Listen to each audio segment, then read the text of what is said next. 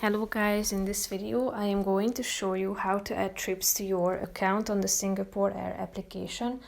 But first I just want to mention, don't forget to subscribe to my channel, because at 10,000 subscribers I am going to show you my whole YouTube revenue statistics and growth strategy, how to make money online. Now let's jump into it. First of all, open the application on your phone, then tap on the My Trips button down below, and after that click on the Add Trips button. You can either type in your booking reference number or your ticket number, and after that you should add your last name or your family name, and then click on the Add Trip button, and then your booked trip will be added to this section automatically.